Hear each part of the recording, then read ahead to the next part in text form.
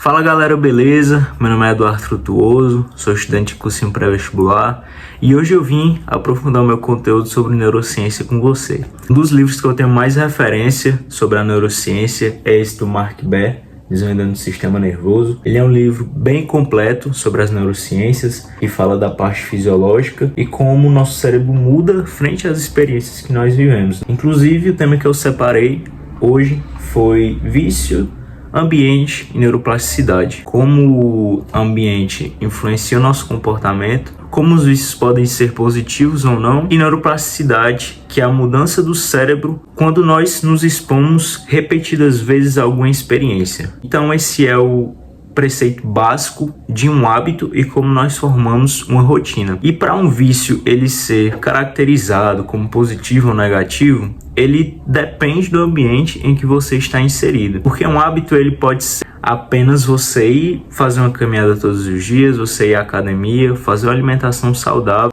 e isso repetidas vezes. O nosso cérebro ele procura automatizar ao máximo esse hábito que vai sendo construído com o tempo. Então, para nós construirmos um hábito, nós precisamos repeti-lo.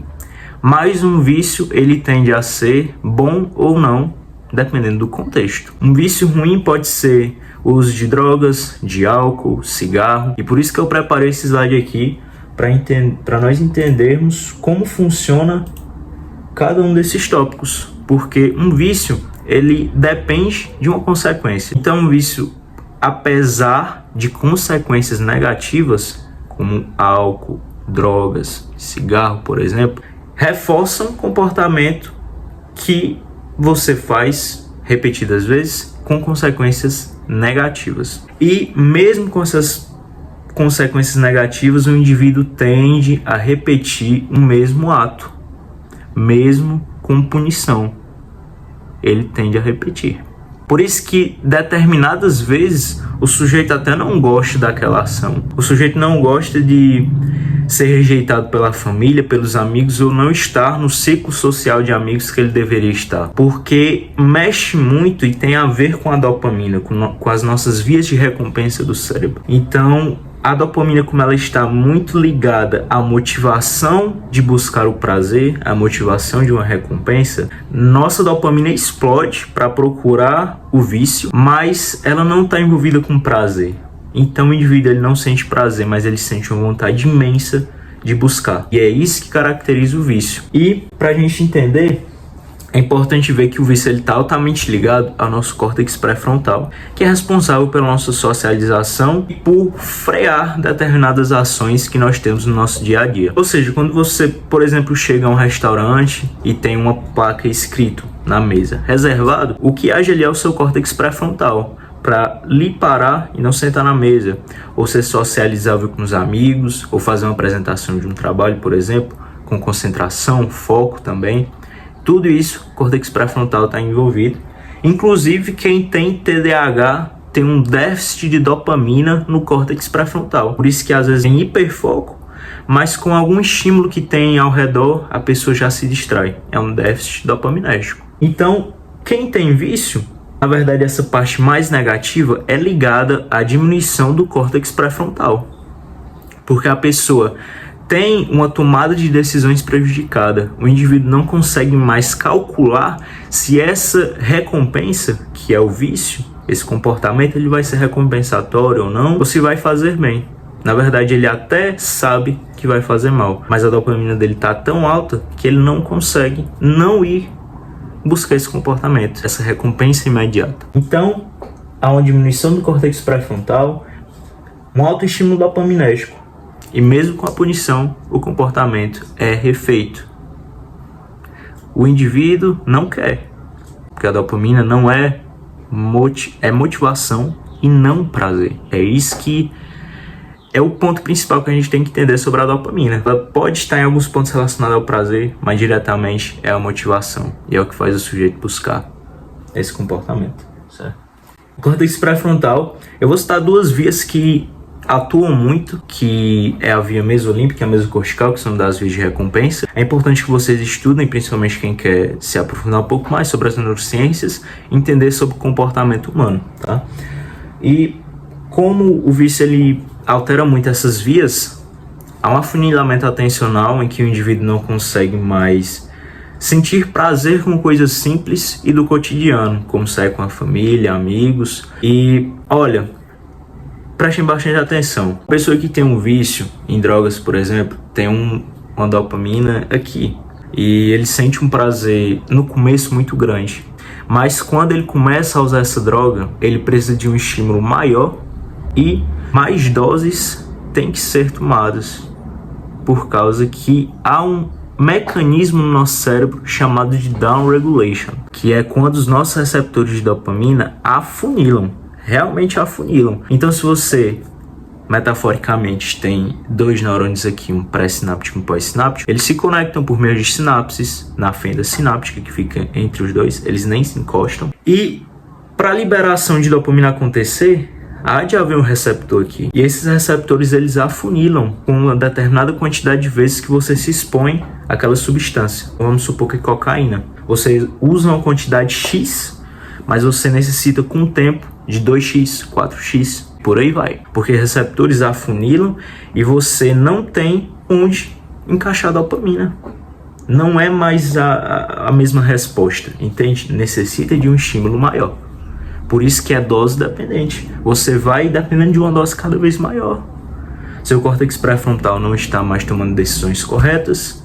E por isso que é tão difícil tirar uma pessoa do vício. Porque é um mecanismo neurológico que está acontecendo ali. Entende? E aí vem a terapia cognitivo-comportamental para tentar retirar esse vício, substituindo por outros hábitos.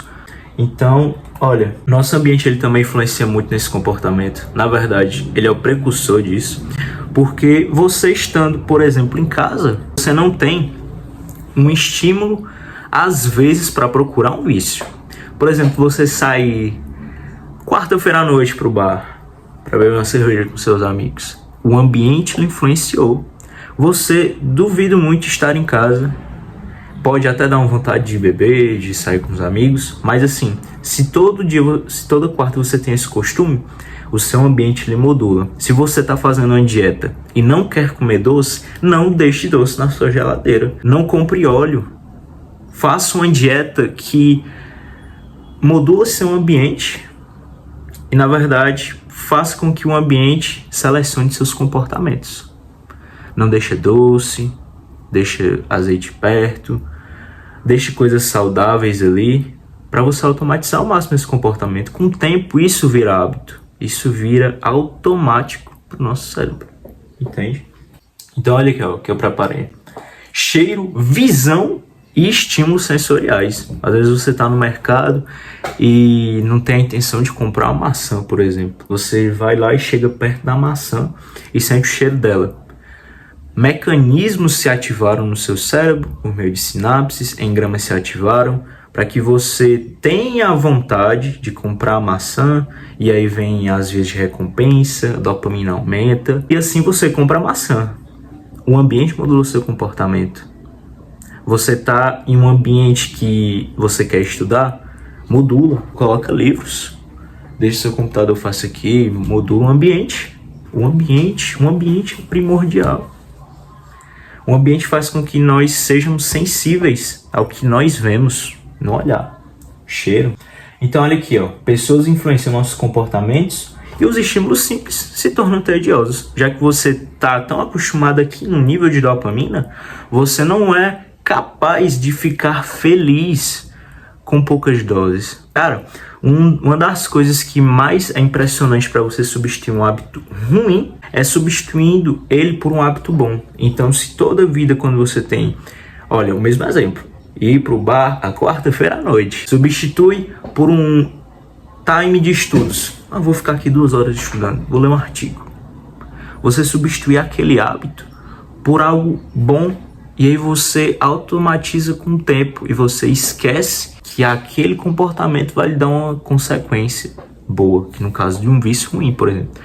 Olha, o vício em álcool, ele é ruim, querendo ou não. Álcool, em geral, né? Drogas. Então eu cito esses exemplos que é o que mais comumente tem na sociedade, na verdade. E olha aqui, ó. Falando em termos neurobiológicos, há uma modulação cerebral por meio de neuroplasticidade, que eu já falei para vocês, que é a mudança morfológica do cérebro frente às experiências que nós vivemos. Olha aqui, 2 neurônios para vocês se conectando. Aqui em azul, né, que é um dendrito de um neurônio, está conectado com o axônio de outro, em amarelo, e eles estão se conectando por meio de sinapses. Aqui eles nem se encostam. Há uma liberação de dopamina aqui, deixa eu mostrar essa imagem anterior. Há uma liberação de dopamina aqui, por exemplo, ele se liga ao receptor e esse receptor deixa entrar no outro neurônio. É isso que se chama sinapse, né? Ok? Olha aqui. Essa imagem é incrivelmente linda. São imagens microscópicas e microscópio eletrônico que mostra como o nosso cérebro funciona, né, por meio dessas sinapses. E olha aqui, para vocês entenderem agora, esse vídeo eu creio que ele já está bem didático nesse ponto de falar de vícios, do ambiente que modula o nosso comportamento, mas agora na parte neurobiológica, é importante a gente saber que o quê? Isso não é difícil, mas a gente tem que, para aprender o comportamento humano, saber dessas coisas básicas. Se você tem esse interesse também, é importante você dar uma olhada em neuroplasticidade, como ocorrem as sinapses, bomba de sódio e potássio, potencial de ação, que é long term potential, que também é neuroplasticidade, tá? Então depois pesquisa aí, long term potential, LTP, tá? Olha, o que acontece na neuroplasticidade? Há uma internalização dos receptores, que eu já citei, a downregulation, que ela faz com que os receptores se internalizem, e esses receptores se internalizando, deixa eu pegar uma cor aqui boa, pronto, fica com esse vermelho. Ele faz com que os receptores se internalizem, ou seja, esse receptor aqui não vai existir mais, não vai existir. Então vamos lá para a fisiologia básica do que acontece. Nós temos uma vesícula que está contendo neurotransmissores, ok? Essas vesículas se fundem à membrana, geralmente por proteínas SNAR, e essas vesículas findadas à membrana faz com que haja um potencial de ação, e esse potencial de ação faz com que esses neurotransmissores entrem na fenda sináptica e, por exemplo, aqui, glutamato, que o glutamato ele se liga ao receptor e depois há uma entrada de dopamina, por exemplo, no neurônio pós-sináptico. Olha, esse é o pós-sináptico e esse de cima é o pré-sináptico, tá? Há um potencial de ação, long-term potential. Nós temos, vou citar esses receptores aqui, que são receptores AMPA e NMDA. Esses 2 receptores, eles têm uma importante função no transporte de neurotransmissores. E cada uma dessas proteínas tem sua função específica na célula. Os canais AMPA, por exemplo, apenas deixam passar sódio para dentro da célula, no meio intracelular. Deixa eu colocar aqui.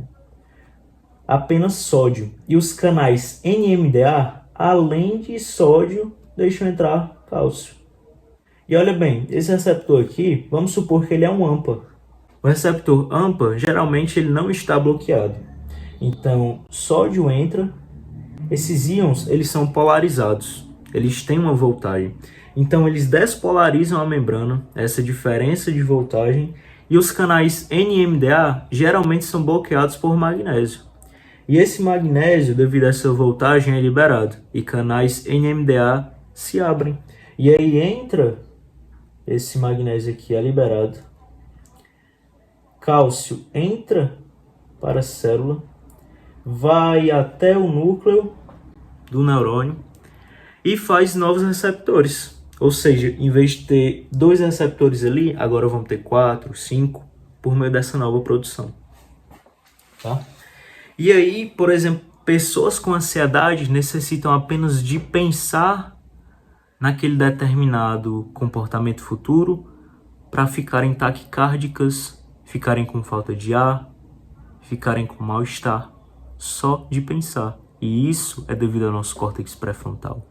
Nosso córtex pré-frontal também está envolvido aqui, Porque isso de pensar no futuro, daqui a 2, 3 anos, é uma iguaria do córtex pré-frontal. Porque evolutivamente, evolutivamente não tinha córtex pré-frontal. Isso surgiu no Homo sapiens sapiens. Então, hoje, com o córtex pré-frontal muito evoluído, digo eu, conseguimos pensar muito no futuro. E é isso que nós devemos entender sobre o comportamento humano. Tá? É isso que acontece biologicamente. Em pessoas com vícios ocorre uma down regulation. Receptores se internalizam e uma dose maior é necessária. Tá? Então vai aí o que eu queria passar para vocês. Modulem o ambiente de vocês. Se você quer fazer uma dieta, deixe alimentos saudáveis perto para você não ter gatilhos. Veja com quem você anda, veja suas influências, use as redes sociais a seu favor. Pessoas que influenciam em âmbitos positivos vão mudar o seu comportamento para o positivo também. Então é isso. Depois eu vou passar mais neurociência para vocês. Mas eu espero que vocês tenham entendido e eu creio que o vídeo ficou bem legal de entender. E é isso, galera. Valeu demais.